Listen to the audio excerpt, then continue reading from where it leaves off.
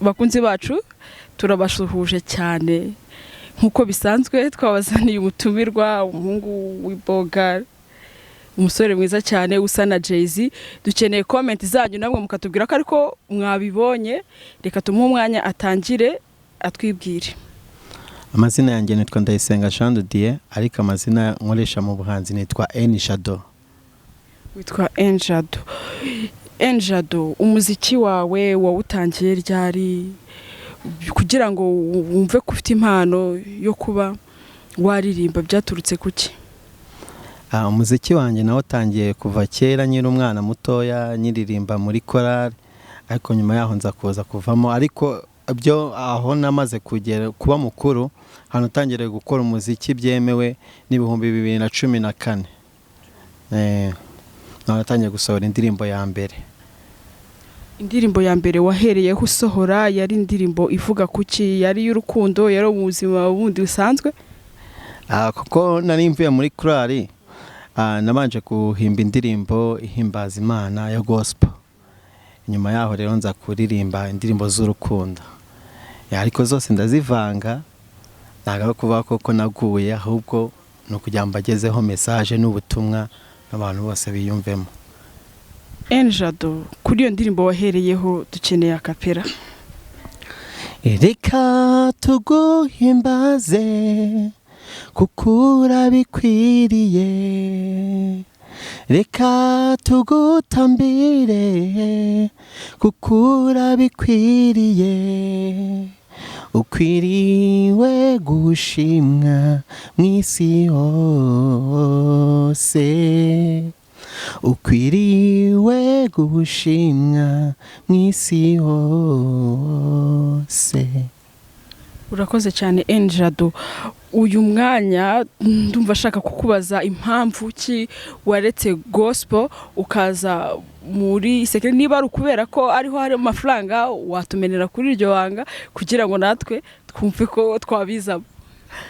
Impamvu naretse gospel nago nayivuyemo burundu, ahubwo gusa njyewe impano nkira nuko naje kwisanga iyo najyaga kwandika indirimbo nasangaga nandika indirimbo z'urukundo. Ko hari n'abagenzi banjye bamwe twiganaga muri secondary bajyaga bambwira bakambwira ati koko twumva ko ukunda kwandika utuntu nta kuntu waduhimbira indirimbo.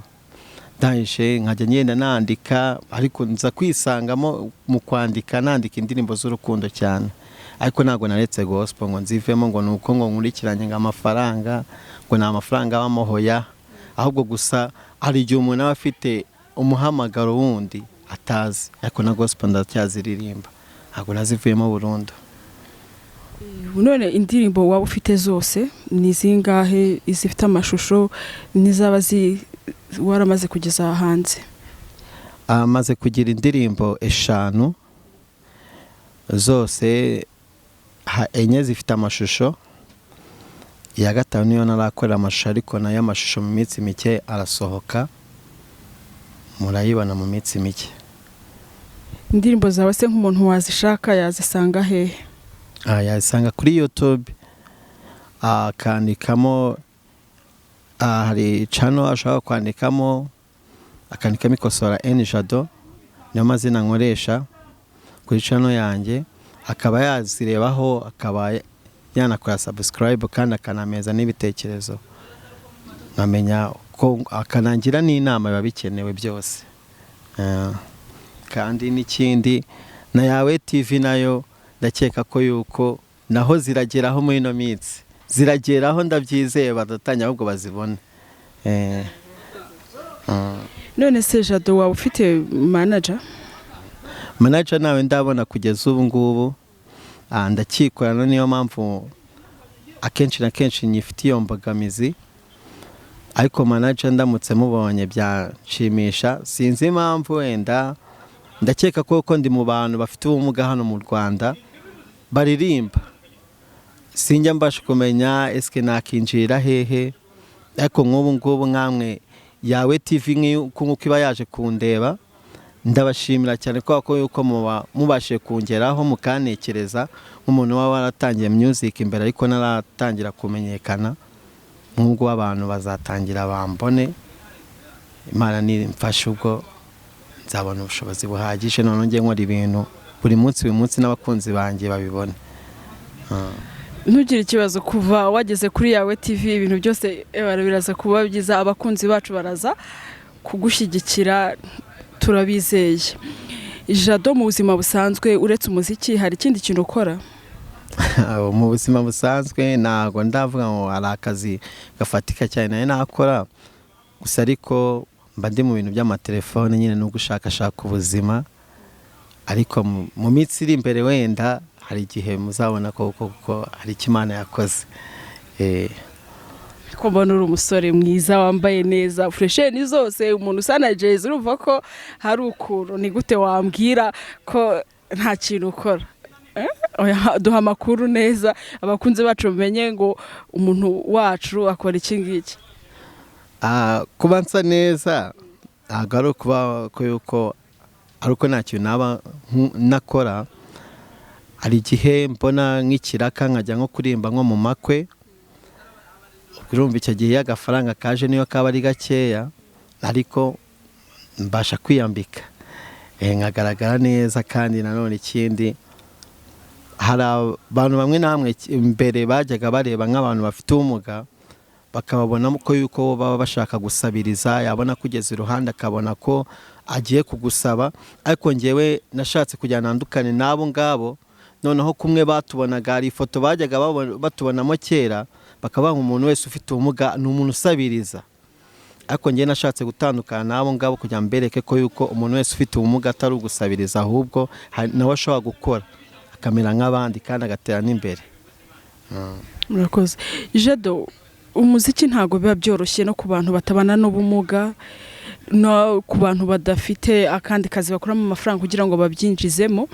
Nkeneye kumenya ni izihe mbogamizi uhura nazo nk'umuntu ufite ikibazo cy'ubumuga, ubana n'ubumuga, kugira ngo n'uwabasha kuba afite icyo yagufasha avuga ati ndahera kuri iki ngiki. Ikintu cya mbere nabasha kuba nasaba, imbogamizi nkunda guhura nazo, ni ukuba indirimbo zanjye mbura ahantu nazijyana kugira bazikine ku ma TV, ku ma radio. Habyo nyamva nyine bakaba rikata nyinshi, urabizi nawe bicamo nashatse kuvuga. Ariko gusa icyo nakisabira nuko ababa bambonye bose, n'abanyamakuru bose najya nsanga ngewe nta bundi bufasha nabaka, indirimbo zanjye nkazibaha bakazakira bakazikina pe, n'abanyarwanda nabo bakabona ubutumwa nashyize hanze nk'umuntu nkanjye ufite ubumuga, bakabona ko kandi na babandi nabo bafite ubumuga nabo bakiyumvamo ko mugenzi wabo nabo nawe karirimba.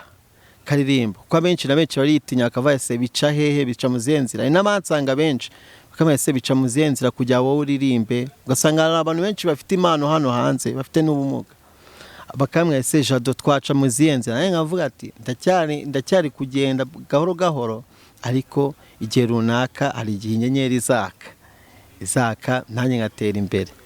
Yes, Jado, nukuri ngewe byanshimishije kubona umuntu ubana n'ubumuga wihangiye imirimo, witeje imbere, wavuye hara ku muhanda gusaba. Nukuri ni byiza, n'abandi bazabasha kubona iyi video. Nukuri uri umuntu ubana n'ubumuga w'intangarugero. Nukuri Imana izagufashe mu byo urimo, kandi mu kwizera twifashijwemo n'abakunzi ba yawe TV, nukuri uzagera kure.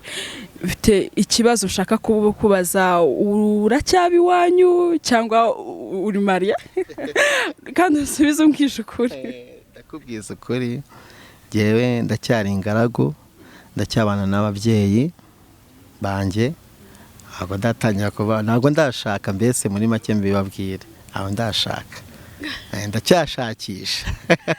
Bivuze ko abakunzi bacu nabo bari ku isoko, hari ukuntu babaha akanimero utari kugatanga. Akanimero ko nakabaha nyine ku bantu bifuza ahubwo kuba bangira inama, kuba bamfasha, ariko mu by'urukundo ntabwo ndabyinjiramo cyane.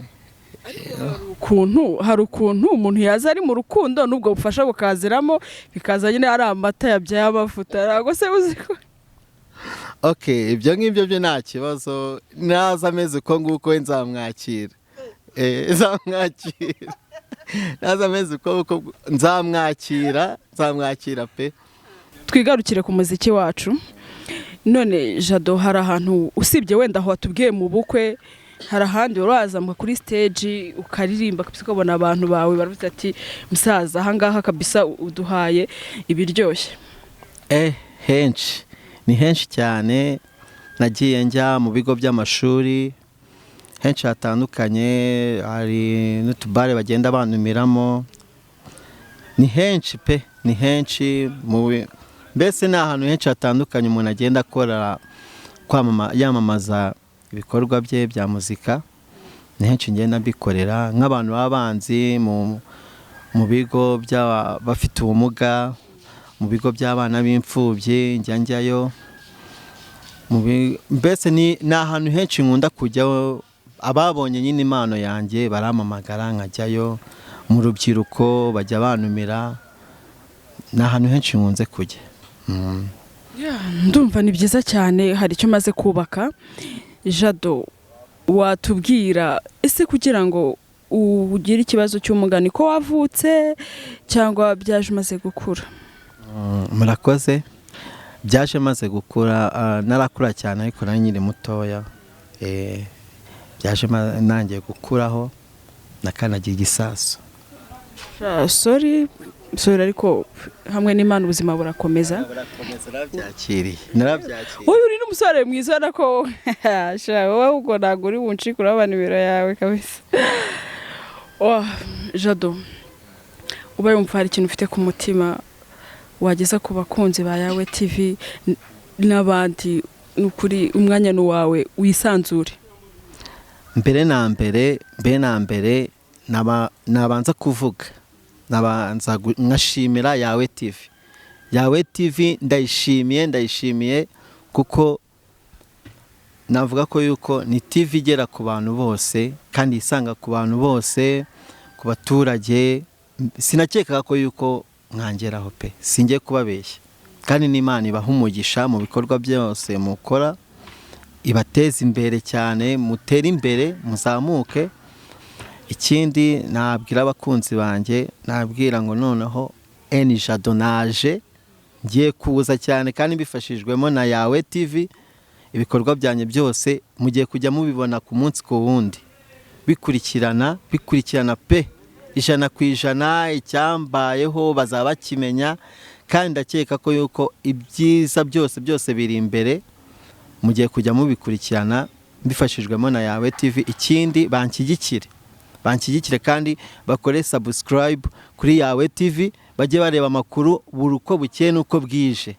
Abakunzi banjye kandi ndababwira ngo mushonje muhishiwe kabisa. Wongeye kuza njenje. Utarancika gatwara kantu utambwiye. Mfite amakuru kira ndirimbo bakoreye ngo ikosora. Ariko ntabwo ndi kwamamaza ngo ni wayaturutse, sinzi ukuntu nabyumvise niba barakuri indirimbo ntabwo mbizi. Wadogera icyo tubwira aho ngaho? Iriya ndirimbo y'ikosora, kugira ngo iri zina rize, ubundi ninjye watangije izina ikosora.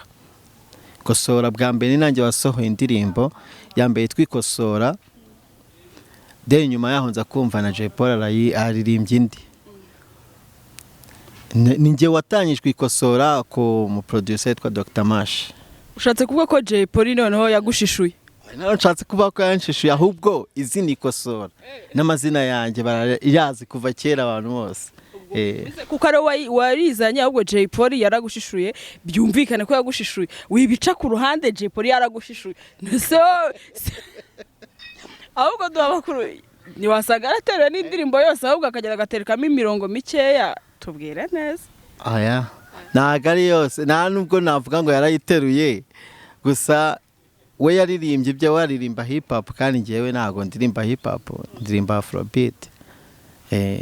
Ndirimba afrobeat ntago ari ukuvuga, ahubwo gusa izina Ikosora n'umuntu wese ubyumvisha atavuga Jado kabisa. Kuko no kwishuri naho nigaga muri secondary Saint Emmanuel n'abantu bose bari banzi ku izina Ikosora.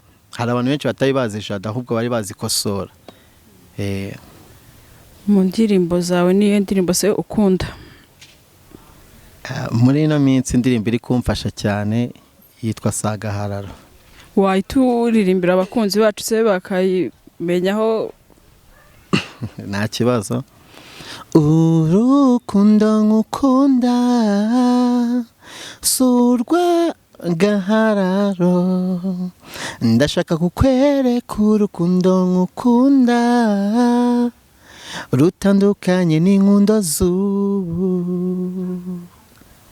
Urakoze cyane Jado, urakoze kutwemerera kuganira nawe, kandi twizeye ko n'ikindi gihe tuzakomanga iwawe utazadusubiza inyuma. Ni ukuri Imana iguha umugisha kuba wemeye kuganira natwe. Ni ukuri nawe ndabashimiye cyane, ndabashimiye cyane nka Yawe TV, ndabashimiye cyane pe, nawe ndabashimiye, kandi mu by'ukuri Imana ibaha umugisha mu bikorwa byose mukora mu kwegera abaturage, ni byiza cyane. Ni ukuri sinzi icyo nababwira, gusa ibinyuzuye ku mutima ndamutse mbivuze bwakwira bugacya, gusa ariko muri inshuti nziza Yawe TV. Nashishikariza umuntu wese ureba Yawe TV kuzaza akomeza ayireba, kuko ni TV isanga abaturage, begera ikababaza ibibazo byose bafite. Ni ukuri Imana ibaha umugisha cyane. Urakoze cyane bakunzi bacu ba Yawe TV, nakagaruka.